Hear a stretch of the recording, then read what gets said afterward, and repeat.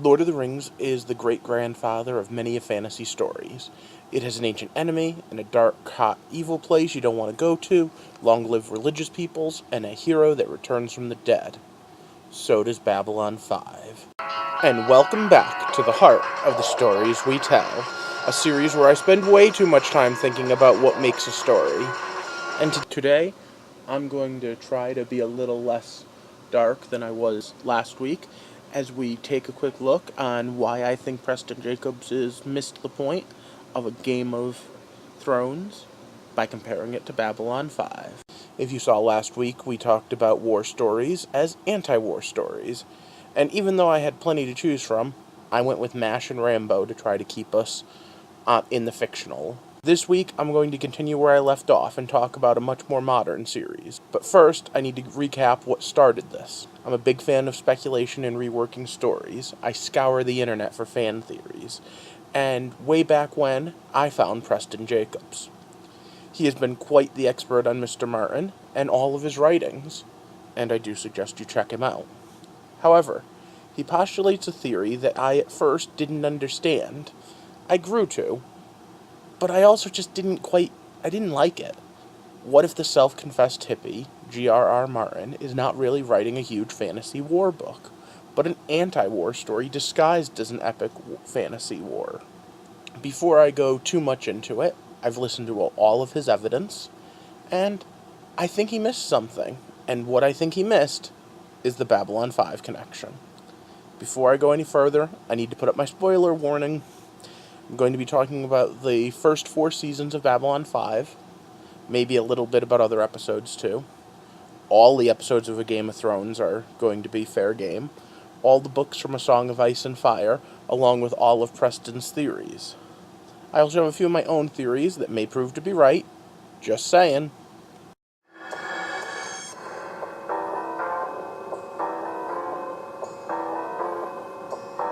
So to go forward, I have to go back. So the 90s brought us J. Michael Straczynski's masterpiece called Babylon 5.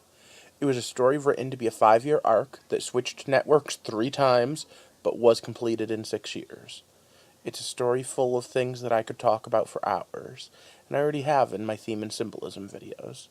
The first 2 years build the Shadow War, the third and fourth show the war is hell, and the 5th year is wrapping up the aftermath. I'm going to focus on mostly the first 3 years, but a bit into the 4th year of Babylon 5, specifically the Shadow War.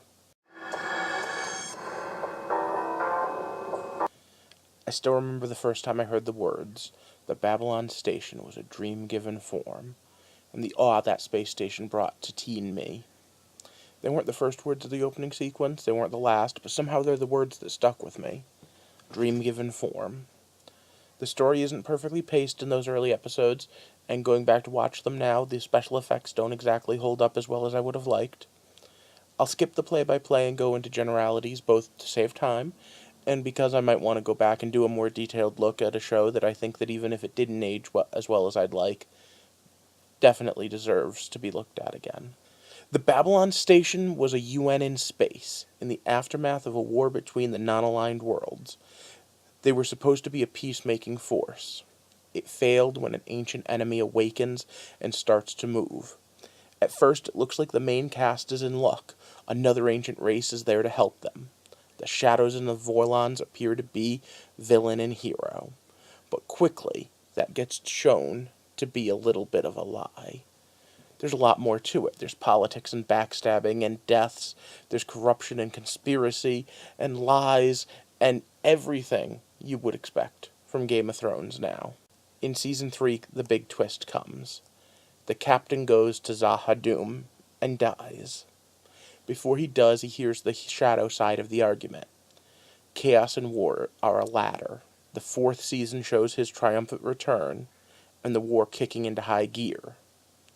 Except here's the twist. The war, as bad as it is, actually has to be fought one last time. This ancient enemy has come and gone and come and gone.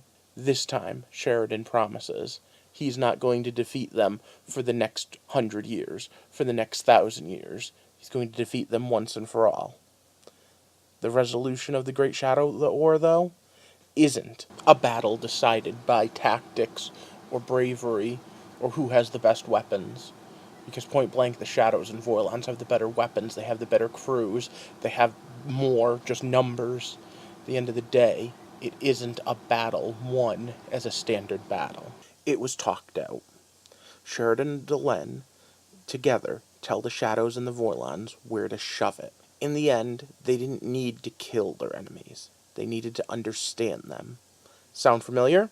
Well, it sounds like something you might have heard over in Preston Jacobs' theory. And overall, it has a good feel to it. So does this stack up with Game of Thrones at all? And A Song of Ice and Fire? Well, we hit a lot of the same beats. I think if you look at Martin and Straczynski's other works, you'll see that they have other similarities. So what does this say about Preston's theory? Did I just prove it for him? Well, let's start with the assumption that all of Preston's facts are correct. And I have no reason to doubt them. No one in Ice and Fire are cartoon villains, and except for the others, the mystic other that is death.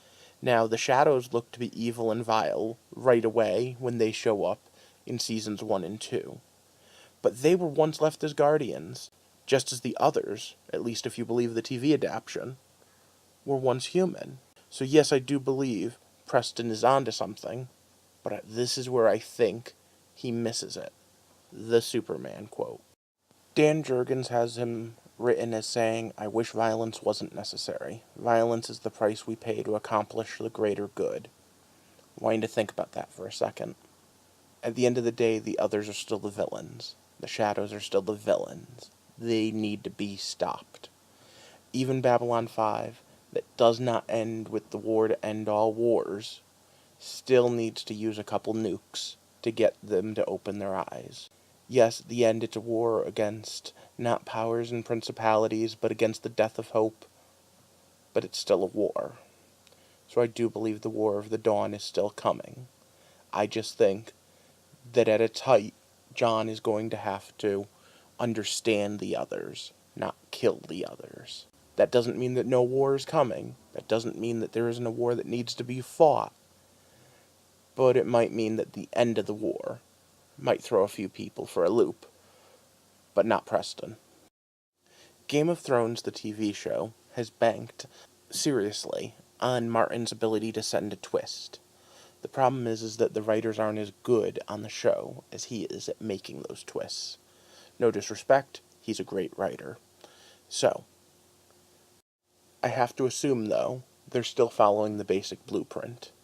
For instance, I assume that Barristan Selmy isn't going to end up on the Iron Throne. They would have known better than to have killed him.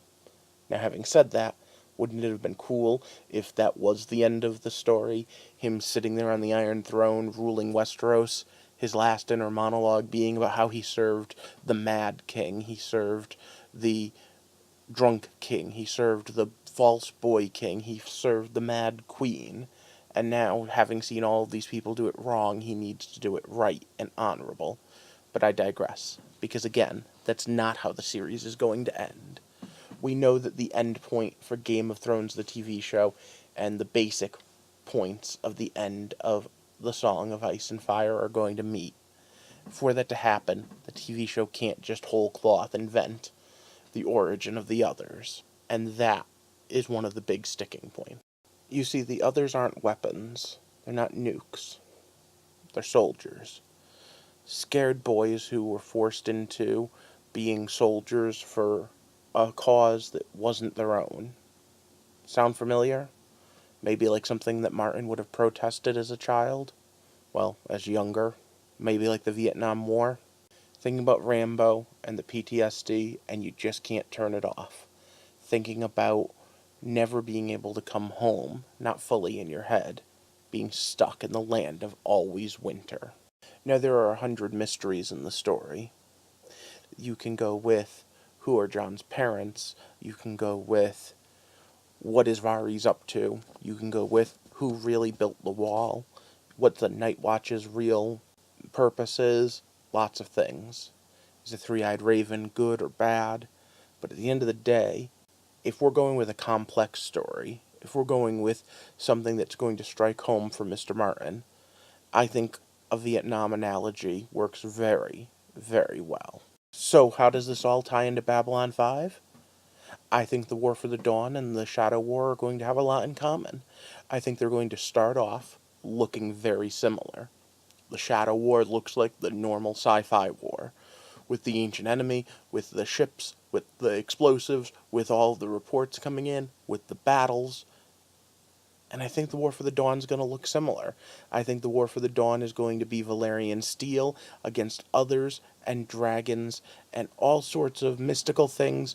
I think the Children of the Forest are going to try to help. And I think that the war will drag on. But I also believe that there is something beyond the war. That when it push comes to shove, that Jon and Dany and Tyrion and Jaime and Brienne and whoever else is left aren't going to be winning the war in the end through fighting. They're going to win it by learning who the others are, what they are. And maybe they end the curse on the others, or maybe they push the others back, or maybe they broker a permanent peace with the others. I don't know. I'm not in George Martin's head, but I bet you that unlike what Preston Jacob thinks, where there is no big war for the Dawn, I think the War for the Dawn starts, and I think that it starts to look like a fantasy war in Winds of Winter. Now, Preston will be the first to admit that he's probably wrong about half of it. I wouldn't be surprised if I'm not even getting that much right. But something about this just feels right to me. So, I'm putting this out there. Do you think that the White Walkers could be a Vietnam vet analogy? Do you think that there's a connection between the way Straczynski wrote his Shadow War and the way Martin is going to write his War for the Dawn? Do you think I'm just going on and on about things because I'm seeing connections where none exist? Can't say I blame you if you do. In the meantime, if this video intrigues you, push that subscribe button to hear me go on and on about more ways that I'm going to dive into the heart of the stories we tell. Maybe I'll come back to Game of Thrones theories, or maybe I'll move on to theories about other book series that I like. Dresden Files has a couple of weird ones too. Either way, I hope you have a good day, and thank you for watching. And if Preston Jacobs is watching, I hope you enjoyed my version of the way I see things going as much as I've enjoyed yours over the years. Have a good night.